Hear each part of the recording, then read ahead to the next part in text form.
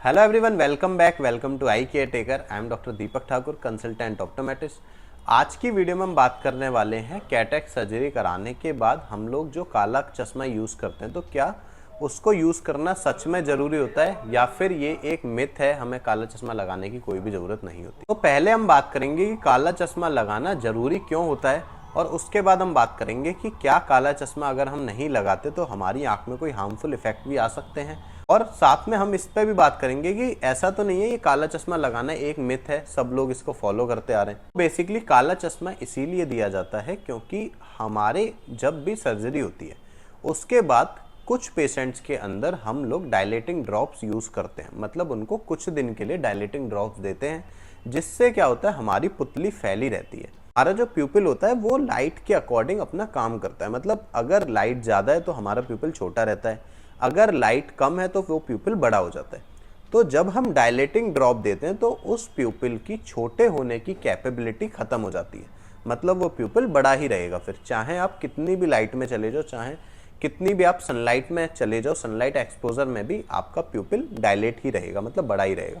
तो फिर क्या होता है, हमारी आँख में बहुत ज़्यादा लाइट आती है, बहुत ज़्यादा लाइट आती है तो हमें चौंध लगता है और हमें लाइट से प्रॉब्लम होती है, हम लाइट की तरफ देख नहीं पाते और हमें थोड़ा चलने में भी फिर दिक्कत होती है लाइट में। तो जिन पेशेंट की डायलेटिंग ड्रॉप चलती हैं उन पेशेंट को चश्मा लगाना काला जरूरी होता है, वो भी जब वो धूप में जाते हैं तब, जब बहुत ज़्यादा लाइट में जाते हैं तब, जब उनको दिक्कत होती है लाइट से, उस टाइम पे उनको काला चश्मा लगाना जरूरी होता है। पेशेंट की डायलेटिंग ड्रॉप नहीं चल रही उन पेशेंट को चश्मा लगाने की ज़रूरत होती है, पर सिर्फ ट्रांसपेरेंट ग्लासेस।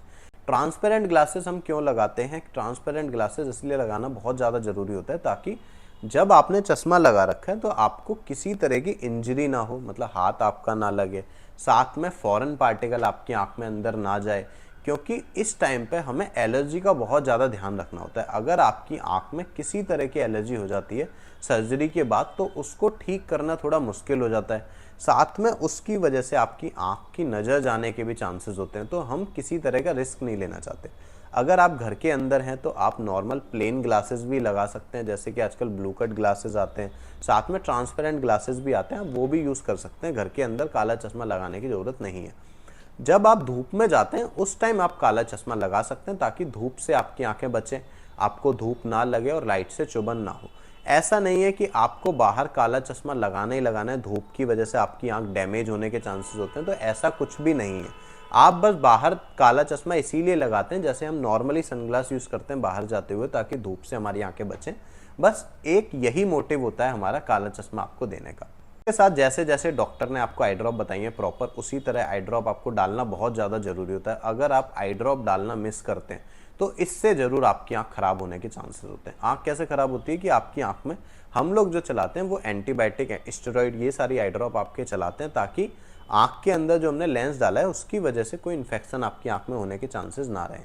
इसके अलावा और किसी पार्टिकल से, फॉरेन पार्टिकल से आपकी आंख में इन्फेक्शन ना हो, तो इसीलिए हम लोग आपकी कुछ आई ड्रॉप्स चलाते हैं। एक आई ड्रॉप दिन में 8 बार चलाते हैं, फिर उसको हम टेपर करते हैं। तो आई ड्रॉप डालना बहुत ज़्यादा ज़रूरी है। अगर आप आई ड्रॉप मिस करते हैं तो आपकी आंख में प्रॉब्लम होने के चांसेस ज़रूर हैं।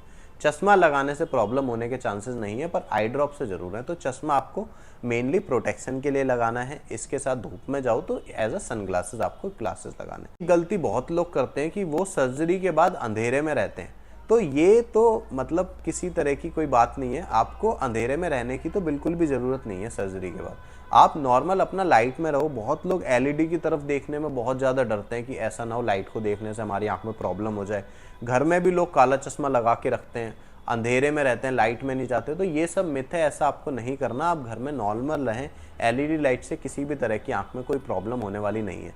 आप लोग मोबाइल भी यूज़ कर सकते हो, लैपटॉप भी यूज़ कर सकते हो, रीडिंग भी कर सकते हो। बस थोड़ा पहले के कंपैरिजन में कुछ दिन के लिए आपको थोड़ा प्रिकॉशन रखना है, मतलब कुछ दिन थोड़ा कम मोबाइल यूज़ करना है, रेस्ट दे दे के मोबाइल यूज़ करना है। पानी का आपको पता होगा, बताया होगा कि पानी के छपके आपको नहीं मारने। 10 दिन तक आपको डायरेक्ट ऊपर से नहीं नहाना, गले के नीचे नीचे नहाना है ताकि पानी आपकी आँख में ना जाए।